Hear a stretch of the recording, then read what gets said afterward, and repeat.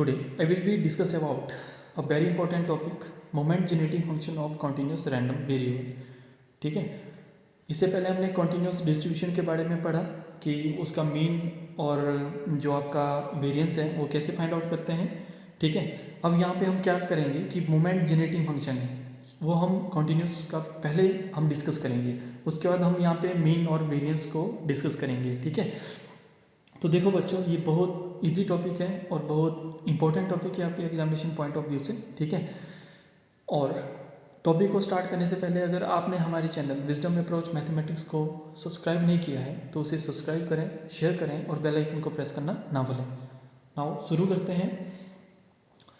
देखो, moment generate यानी continuous आपका जो फंक्शन होता है वो क्या होता है, this is -∞ to +∞ f of x dx ऐसे करके होता है ना. तो देखो, मोमेंट जनरेटिंग फंक्शन जब आपने फाइंड आउट करना है, मान लो आपके पास लिमिट है a to b और ये आपके पास क्या होता है e dx और f of x and dx. ठीक है, क्योंकि बच्चों जब हम moment generating function find out करते हैं तो आप क्या लिखते हो यहाँ पे mxt = e of e raised to power dx. आप इसको इसके साथ डिनोट करते हैं, है ना. अब ये भी आपका कॉन्टीन्यूस वाला है तो इंटीग्रेशन होगी. क्लियर है. तो आपका जो गिवन फंक्शन होगा उसको आपने क्या करना है, जो लिमिट दी गई है उसके बीच में फंक्शन को आपने e raised to power dx इसके साथ मल्टीप्लाई करना है हर केस में.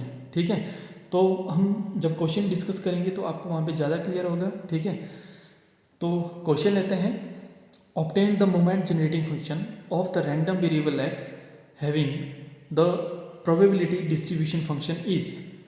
ठीक है, तो आपके पास बच्चों फंक्शन दिया गया है यहाँ पे f of x = x. कब, व्हेन x की जो लिमिट होगी वो होगी 0 to 1. 2 - x दिया गया है 4. x की जो लिमिट है 1 to 2 एंड 0 फॉर अदरवाइज. ठीक है, ऐसा क्वेश्चन जब भी आएगा तो आपको समझ यानी आइडिया होना चाहिए कि ये क्या है बच्चों, आपका कॉन्टीन्यूस का क्वेश्चन है. क्योंकि जिसमें लिमिट गिवन दी होती है वो क्या होता है, आपका इंटीग्रल की फॉर्म में होता है ना. यानी जिसमें लिमिट गिवन दी है वो आपका क्या है, कॉन्टीन्यूस फंक्शन है. और यहाँ पे बोला कि also find the mean, variance and standard deviation, ये भी बोला है फाइंड आउट करने के लिए. ठीक है, तो हम यहाँ पे क्या करेंगे, 1 by 1 स्टेप जो है वो फॉलो करेंगे. देखो, मोमेंट जनरेटिंग फंक्शन बोला है, लिमिट होती है आपके पास -∞ to ∞ e raised to power dx f of x and dx. Moment generating function वैसे आपको निकालना आता होगा. ठीक है, ये कोई नई बात नहीं है ना. तो यहाँ पे हर लिमिट के लिए हम मोमेंट जनरेटिंग फंक्शन लेंगे. तो देखो यहाँ पे क्या है, -∞ to 0 e raised to power dx f of x dx. अब देखो गिवन लिमिट है 0 to 1 e raised to power dx f of x dx. उसके बाद आपके पास लिमिट है 1 to 2 e raised to power dx f of x dx. उसके बाद limit है, कोई लिमिट नहीं है तो 2 to ∞ e raised to power dx f of x and dx. ठीक है, अब देखो जो हमारे पास लिमिट दी गई है उसमें हम फंक्शन पुट आउट करेंगे और जो हमारे पास लिमिट नहीं दी गई है उसमें हम फंक्शन क्या करेंगे, 0 पुट करेंगे. अब -∞ to ∞ ये वाली हमें नहीं दी गई है 0. वैसे ही यहाँ पे 2 to ∞, यानी यहाँ पे भी हमें कोई लिमिट नहीं दी गई है तो ये फंक्शन भी क्या हो जाएगा, 0. ठीक है, तो अब हम देखो लिमिट देखेंगे 1 to 2, यानी इस पर हमें लिमिट जो फंक्शन है वो दिया गया है x. ठीक है, तो ये जगह 0 to 1 e raised to power dx x और dx. ठीक है, वैसे ही 1 और 2 इस लिमिट पे हमारे फंक्शन दिया गया है 2 - x, तो ये जगह 1 to 2 e raised to power dx and 2 - x और dx. क्लियर है.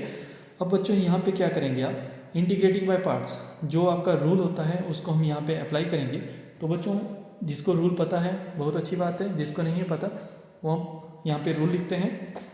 तो जो इंटीग्रेटिंग बाय पार्ट्स का रूल होता है वो क्या होता है, मान लो आपके पास लिमिट है e to v. ठीक है, यहाँ पे दो फंक्शन दिए गए हैं f of x और g of x और यहाँ पे dx. ठीक है, अब ये जो आपने चूज़ करने हैं यहाँ पे फर्स्ट फंक्शन और सेकंड फंक्शन, ये होते हैं आपका आईलेट करके, ILATE आईलेट करके आपके पास एक फॉर्मूला होता है, उससे आपने ये फंक्शन चूज़ करना है ना.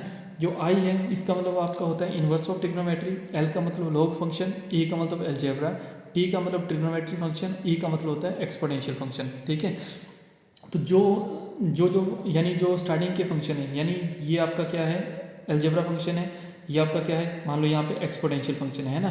तो जो फर्स्ट है वो आपका फर्स्ट फंक्शन बन जाएगा, जो लास्ट में यानी जो सेकंड टाइम में आएगा वो आपका सेकंड फंक्शन बन जाएगा. ठीक है, तो यहाँ पे देखो अलजेब्रा और ये आया तो ये फर्स्ट फंक्शन हो गया, ये आपका सेकंड फंक्शन.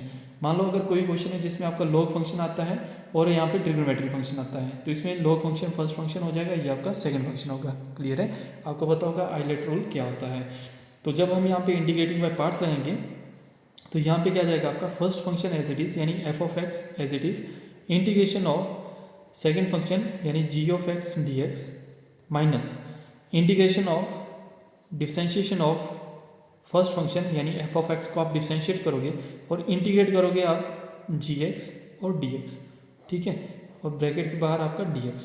तो ये जो रूल होता है बच्चों, ये क्या होता है आपका, this is integrating by parts rule in integration. Okay, तो यही रूल हम यहाँ पे अप्लाई करेंगे। तो देखो हमारे पास यहाँ पे क्या आ गया, तो देखो यहाँ पे अलजेब्रा फंक्शन है और एक आपका एक्सपोनेंशियल फंक्शन है, अभी हमने वही डिस्कस किया है ना। तो ये फर्स्ट फंक्शन, ये आपका सेकंड फंक्शन, वैसे ही यहाँ पे भी 2 - x अलजेब्रा है, यानी ये फर्स्ट फंक्शन, ये आपका सेकंड फंक्शन, ठीक है। तो यहाँ पे देखो बच्चों हमारे पास क्या आ जाएगा, दिस इज x टाइम यानी first function as it is integration of second 0 to 1 e⁻t x and dx minus integration of differentiation of first function यानी dx की हमने यहाँ पे डिफरेंशिएशन की और इंटीग्रेशन कर दी e⁻t x and dx। Clear है। वैसे सेम रूल यहाँ पे भी अप्लाई करेंगे तो ये हो जाएगा आपका algebra function first function 2 - x 1 to 2 e⁻t x dx and minus 1 to 2 जो आपके पास फर्स्ट फंक्शन था उसको हमने यहाँ पे डिफरेंशिएट किया d/dx एंड 2 - x और ये हो जाएगा e⁻t x and dx। Clear है। अब दोस्तों आपको पता है कि एक्सपोनेंशियल की जो डिफरेंशिएशन होती है, सॉरी इंटीग्रेशन होती है, वो क्या होती है।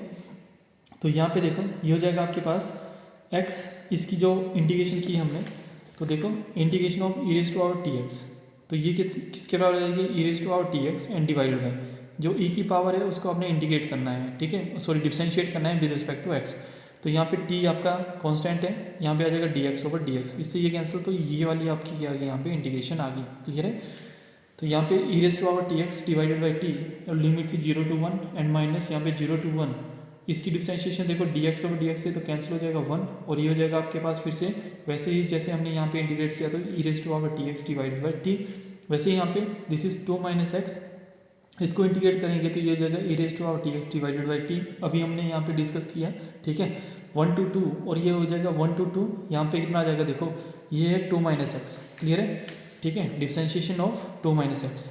अब बच्चों 2 क्या है, कांस्टेंट है, तो इसकी डिफरेंशिएशन क्या होगी 0, ठीक है, तो यहाँ पे माइनस और dx/dx, तो ये कैंसिल, तो आपके पास क्या बच गया यहाँ पे सिर्फ -1। क्लियर है। तो यहाँ पे -1 ये हो जाएगा, फिर से इसकी इंटीग्रेशन की e⁻t x divided by t और dx। क्लियर है, ठीक है, और यहाँ पे आपको बताया भी है कि आइलेट रूल ऐसा होता है, ठीक है, आइलेट रूल और जो इंटीग्रेटिंग बाय पार्ट्स रूल है वो इस तरह से आप ओपन करते हो। क्लियर है। नेक्स्ट देखते हैं। तो नेक्स्ट है बच्चों आपके पास, जैसे हमने यहाँ पे लिमिट पुट की तो यहाँ पे अपर लिमिट 1 थी, लोअर लिमिट 0 थी, है ना। तो जैसे अपर लिमिट हमने पुट की x की जगह, तो ये जगह e⁻t divided by t, lower limit क्या होगी 0, तो e⁻0 1 होती है, बट यहाँ पे हमारे पास आप जब प्रीवियस स्टेप में देखोगे तो यहाँ पे x लिखा है ना, तो 0 × समथिंग कितना हो जाता है 0 हो जाता है। तो देखो दिस इज एंड माइनस, अब यहाँ पे हमने क्या किया, फिर से इसको इंटीग्रेट किया, जो प्रीवियस स्टेप आप देखोगे तो यहाँ पे क्या आ जाएगा e⁻t x divided by t², यानी जब एक बार फिर से आप एक्सपोनेंशियल फंक्शन e⁻t x को आप इंटीग्रेट करोगे तो कितना आ जाएगा e⁻t x divided by t से t मल्टीप्लाई होगा तो t² आ गया आपके पास, है ना। ऐसे करके देखो जब आपने फर्स्ट टाइम इसको इंटीग्रेट किया e⁻t x को, ठीक है, तो यहाँ पे कितना आया था e⁻t x divided by t। अब आपने इसको फिर से इंटीग्रेट करना है तो ये कितना हो जाएगा e⁻t x, तो वही रहेगा, यहाँ पे t × t आ जाएगा, तो ये आपके पास कितना हो जाएगा e⁻t x divided by t²। Clear है, ठीक है, यानी आपने इसी वाले जो इंटीग्रल था इसको आपने डबल टाइम इंटीग्रेट किया है ना। तो यहाँ पे ये वाली वैल्यू और यहाँ पे भी सेम वही केस रहेगा, ठीक है। अपर लिमिट 2 थी, लोअर लिमिट 1 थी, जैसे 2 पुट किया तो 2 - 2 कितना हो गया 0 एंड माइनस यहाँ पे कितना आ जाएगा आपके पास, देखो जब x की जगह 1 पुट किया तो ये हो जाएगा 2 - 1 1 यहाँ पे t divided by t and यहाँ पे प्लस ये हो जाएगा, फिर से इसको इंटीग्रेट किया तो e⁻t x divided by t² और ये हो जाएगा 1 to 2, ठीक है। अब यहाँ पे जब हमने अपर लिमिट और लोअर लिमिट यहाँ पे अप्लाई की तो यहाँ पे देखो e⁻t x divided by t, ठीक है, यहाँ पे माइनस, अपर लिमिट पुट की तो e⁻t divided by t², lower limit put की तो माइनस माइनस क्या हो गया plus e⁻0 divided by t²। Clear है, क्योंकि आपको पता है कि जब लिमिट पुट करते हैं तो upper limit minus lower limit होता है, यहाँ पे ऑलरेडी माइनस है, ठीक है, तो जो सेकंड हमने लोअर लिमिट पुट की तो माइनस माइनस क्या हो गया यहाँ पे प्लस। क्लियर है, वैसे ही यहाँ पे करेंगे तो प्लस, ये हो जाएगा minus E raise to power T X divided by T, इसमें लिमिट पुट की तो plus E raise to power 2t divided by T square and minus lower limit put की तो E raise to power T divided by T square. Clear है? बीच में plus का sign लगा हुआ है, एक प्लस का है एक माइनस का है, तो हमने क्या कर दिया यहाँ पे कैंसिल कर दिया। ठीक है, उसके बाद बच्चों यहाँ पे देखो टी स्क्वायर क्या आ रहा है आपका एलसीएम आ रहा है। ठीक है, टी स्क्वायर एलसीएम लेने के बाद देखो हमारे पास क्या बचा minus E raise to power t plus 1। ठीक है, ई रेज टू पावर 0 कितना होता है 1 होता है, plus E raise to power 2t and minus E raise to power t. ठीक है, इसको जब हमने सॉल्व किया तो एलसीएम टी स्क्वायर ही आएगा। ठीक है, तो E raise to power 2t plus 1 और यहाँ पे आ गया माइनस। अब देखो minus E raise to power T है, minus E raise to power T है, तो minus 2 time E raise to power T. Clear है? और यहाँ पे आप देखोगे तो ये क्या बन गया आपका एक फॉर्मूला बन गया, क्योंकि आपको पता है कि a प्लस बी का फॉर्मूला होता है A square plus B square plus 2ab, A minus B का फॉर्मूला होता है A square plus B square minus 2ab, ये होता है। ठीक है, तो यहाँ पे आप जैसे इनके साथ कंपेयर करोगे तो ये किसका फॉर्मूला बन जाएगा E raise to power T minus 1 का स्क्वायर। ठीक है, E raise to power T minus 1 का square and divided by T square. ठीक है, अब आपको पता है कि जो एक्सपोनेंशियल है जब उसको हम एक्सपेंड करते हैं, ठीक है, जो फंक्शन है उसको हम एक्सपेंड करते हैं तो वो हमारे पास कितना आता है 1 plus x divided by 1 factorial plus x square divided by 2 factorial plus x cube divided by 3 factorial and plus so on. ठीक है, एक्सपोनेंशियल फंक्शन को जब आप एक्सपेंड करते हो, ठीक है, यहाँ पे ई रेज टू पावर टी है तो इसको हम टी की फॉर्म में लिखेंगे तो ये हो जाएगा 1 plus T divided by 1 factorial plus T square divided by 2 factorial plus T cube divided by 3 factorial and plus so on, और यहाँ पे साथ में क्या है -1 और होल स्क्वायर। क्लियर है? तो यहाँ पे आप देखोगे कि -1 से +1 कैंसिल हो गया तो आपके पास बचा यहाँ पे t plus T square divided by 2। ठीक है, यानी फैक्टोरियल को ओपन किया तो 2 फैक्टोरियल कितना हो जाएगा आपका 2 इंटू 1 2। ठीक है, और यहाँ पे T cube divided by 3 factorial तो 3 इंटू 2 इंटू 1 तो कितना आ गया यहाँ पे 6। ठीक है, और प्लस सो ऑन का स्क्वायर। अब हमने यहाँ पे क्या किया बच्चों कि हमने t कॉमन ले लिया, हर एक टर्म से t कॉमन लिया। तो यहाँ पे आप देखोगे जैसे हमने यहाँ पे t कॉमन निकाला तो अंदर कितना हो जाएगा this is 1 plus T square था, एक t कॉमन ले लिया तो t divided by 2 plus T square divided by 6 plus so on, और यहाँ पे होल रेज टू पावर 2। अब देखो यहाँ पे हमारे पास प्रॉपर्टी होती है अलजेब्रा में कि a और b का होल स्क्वायर है तो उसको हम लिख सकते हैं a square and b square. ठीक है, वैसे हमने यहाँ पे नेक्स्ट टाइम में किया तो इसको हमने क्या लिख लिया यहाँ पे बच्चों दिस इज टी स्क्वायर, और यहाँ पे 1 plus T divided by 2 plus T square divided by 6 plus so on का होल स्क्वायर। ये वाली प्रॉपर्टी यहाँ पे अप्लाई की तो हमारे पास ये वाली चीज़ आई, टी स्क्वायर से टी स्क्वायर कैंसिल हो गया। ठीक है, अब बच्चों आपने क्या करना है, अब ये जो टर्म है, ठीक है, मतलब इसका मतलब होता है ए स्क्वायर का क्या मतलब होता है बच्चों, ये होता है ए इंटू ए, यही होता है ए स्क्वायर का मतलब, है ना। तो इस पूरे का स्क्वायर है तो इसको हम कैसे लिख सकते हैं, यहाँ पे आप देखोगे तो इसको हमने लिख लिया 1 plus T divided by 2 plus T square divided by 6 plus so on into 1 plus T square divided by 2 plus T divided by 2 and T square divided by 6 plus so on. ठीक है, ये लिख लिया क्योंकि आप जो ये वाली रूल है यहाँ पे अप्लाई करोगे तो मतलब ये टर्म जो है वो 2 बार आपस में मल्टीप्लाई हो रही है ना। अब यहाँ पे बहुत ही ध्यान से आप जैसे इसको मल्टीप्लाई करोगे, ठीक है, तो यहाँ पे आपके पास क्या आ जाएगा, देखो 1 के साथ 1 को मल्टीप्लाई करोगे तो 1 आएगा। ठीक है, उसके बाद आपको क्या चाहिए, टी की वैल्यू चाहिए, यानी जब आप मल्टीप्लाई करोगे तो आपके पास कितना आना चाहिए, टी आना चाहिए। देखो यानी टी वाली टर्म आनी चाहिए, उसके बाद टी स्क्वायर वाली टर्म आनी चाहिए, है ना। तो बहुत ही ध्यान से इसको जब हम मल्टीप्लाई करेंगे तो देखो जब 1 को मल्टीप्लाई करेंगे टी बाई 2 के साथ, ठीक है, तो आपके पास कितना आएगा टी बाई 2 प्लस, अब 1 को ये वाला जो 1 था इसको आप मल्टीप्लाई करोगे इसके साथ, है ना, यानी इसको इसके साथ जब मल्टीप्लाई करोगे तो कितना आएगा टी बाई 2। क्लियर है, प्लस अब आपको चाहिए टी स्क्वायर की फॉर्म में वैल्यू, है ना। तो देखो ये 1 था, इसको जब आप इसके साथ मल्टीप्लाई करोगे तो कितना आएगा टी स्क्वायर डिवाइडेड बाई 6।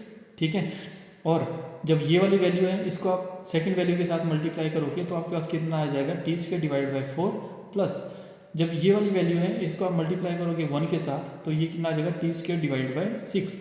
ठीक है, bracket close and plus so on, वैसे ही क्यूब की फॉर्म में आएगा, टी रेज़ टू पावर 4 की फॉर्म में आएगा। ठीक है, तो हम क्या करते हैं कि जो हायर पावर है उसको हम क्या करते हैं, निगलेक्ट कर देते हैं। क्लियर है, ठीक है। तो बच्चों जब हमने इसको सिंप्लीफाई किया, यानी ये जो हमारी टर्म है, आई होप ये आपको समझ आया होगा। ठीक है, अगर किसी भी बच्चे को कोई भी डाउट है तो वो कमेंट सेक्शन पे अपना क्वेश्चन पूछ सकता है। ठीक है, हम पूरी कोशिश करेंगे अपनी तरफ से कि हम आपको सेटिस्फाई करें। ठीक है, यहाँ पे तो जब हम यहाँ पे एलसीएम लेंगे तो बच्चों हमारे पास यहाँ पे क्या आएगा, दिस इज ये हम फाइंड आउट कर रहे थे मोमेंट जनरेटिंग फंक्शन, है ना। तो ये हो जाएगा 1 प्लस ये एलसीएम 2 लिया, ठीक है, तो 2 और ऊपर कितना हो गया 2t, 2 से 2 कैंसिल तो हमारे पास t बच गया यहाँ पे। वैसे यहाँ पे एलसीएम हमने 12 लिया, ठीक है, तो ऊपर कितना बचेगा 2t² plus 3t² plus 2t², तो ये हो जाए 7t² डिवाइडेड बाई 12, तो यहाँ पे 7 divided by 12 t² and plus 1। तो ये जो है ये बच्चों आपका क्या आया, ये आपका मोमेंट जनरेटिंग फंक्शन आया इस क्वेश्चन का। क्लियर है?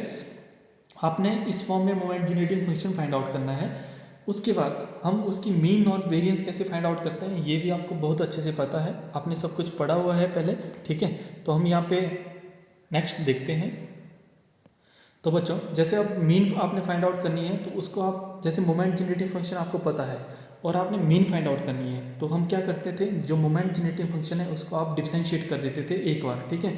तो ये हो गया d/dt मोमेंट जनरेटिंग फंक्शन, और जो t है उसको हम क्या करेंगे, इक्वल टू 0 पुट करेंगे, ठीक है। जो भी आपके पास मान लो यहाँ पे मोमेंट जनरेटिंग फंक्शन आपका इन टर्म ऑफ t आया, किसी में आपका x की फॉर्म में आएगा, y की फॉर्म में आएगा, a और b की फॉर्म में आएगा, तो यहाँ पे आप क्या करोगे, जो आपके पास यहाँ पे होगा यानी जिस वेरिएबल में आपका फंक्शन होगा उसको आप क्या करोगे, यहाँ पे इक्वल टू 0 पुट करोगे, ठीक है। तो मोमेंट जनरेटिंग फंक्शन था हमारे पास 1 + t + 7 divided by 12 t² and plus 1, ठीक है। इसको जब डिफरेंशिएट करोगे तो आपको डिफरेंशिएशन अच्छे से आती होगी, ठीक है।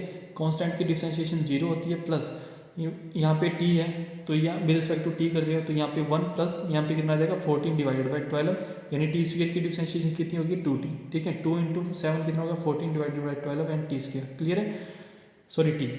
अब लास्ट में आपने क्या करना है, जैसे इसको डिफरेंशिएट किया तो उसको t की जगह 0 पुट करना है, तो जैसे t की जगह 0 पुट किया तो ये वैल्यू 0 हो जाएगी, नेक्स्ट जो भी वैल्यू आएगी वो 0 हो जाएगी, तो आपके पास जो मीन है वो कितनी आई 1, क्लियर है, ठीक है।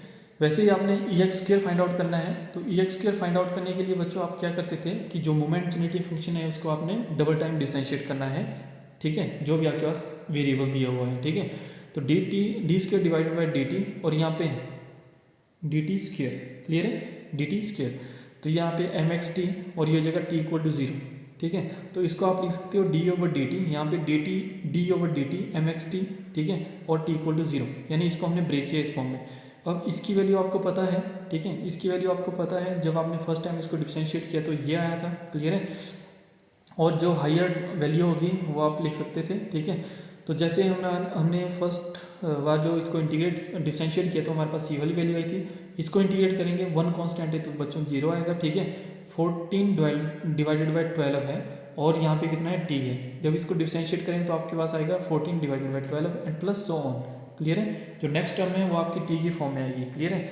तो यहाँ पे t = 0 पुट करेंगे, यानी जो नेक्स्ट टर्म आपकी जो आनी थी, ठीक है, उसमें जब t = 0 पुट करेंगे तो आपके पास क्या बचेगी, सिर्फ यही वैल्यू बचनी थी, है ना। तो 14/12, जिसको कैंसिल किया तो 7/6, क्लियर है। तो e(x² की वैल्यू आपके पास 7/6, ex की वैल्यू आपके पास 1 आई। तो वेरिएंस का फॉर्मूला आप जानते हो, वेरिएंस का फॉर्मूला क्या होता है, तो वेरिएंस होता है आपका बच्चों this is equal to e(x² - ex², ठीक है। यानी जो मीन है उसका स्क्वायर फाइंड आउट करना है और ex यानी जो आपने फाइंड आउट किया उसका एज इट इज लिखना है। तो 7/6 - 1 का स्क्वायर, 7/6 - 1 यानी 1 का स्क्वायर 1 होता है, सिंप्लीफाई किया तो 7 - 6 डिवाइडेड बाई 6 और 1/6 आपके पास यहाँ पे क्या आ गया, वेरिएंस। बट बच्चों आपको यहाँ पे क्वेश्चन में पूछा गया है कि आपने इसका स्टैंडर्ड डेविएशन फाइंड आउट करना है। तो यहाँ पे आप देख रहे होंगे कि स्टैंडर्ड डेविएशन को हम कैसे लिखते हैं, ST this is under root of variance of x। तो under root of variance of x को डिनोट करते हो सिग्मा स्क्वायर के साथ, तो सिग्मा स्क्वायर की वैल्यू है आपके पास 1/6, तो ये हो जाएगा अंडरूट ऑफ 1/6। तो सिग्मा कितना आ जाएगा आपके पास, दिस इज इक्वल टू 1/√6, ठीक है। तो ये था बच्चों आपका क्वेश्चन, जो आपके एग्जामिनेशन पॉइंट ऑफ व्यू से बहुत ही ज़्यादा इंपॉर्टेंट है। यही क्वेश्चन नहीं, आपको कोई और क्वेश्चन भी आ सकता है, ठीक है। बस आपको करने का तरीका पता होना चाहिए कि आपको कैसे moment generating function find out करना है, वैसे उससे हम कैसे मीन और वेरिएंस और स्टैंडर्ड डेविएशन फाइंड आउट कर सकते हैं, ठीक है। तो अगर बच्चों आपको हमारी वीडियो अच्छी लगती हो तो वीडियो को लाइक करें, चैनल को सब्सक्राइब करें, शेयर करें और बेल आइकन को प्रेस करना ना भूलें। Thank you for watching.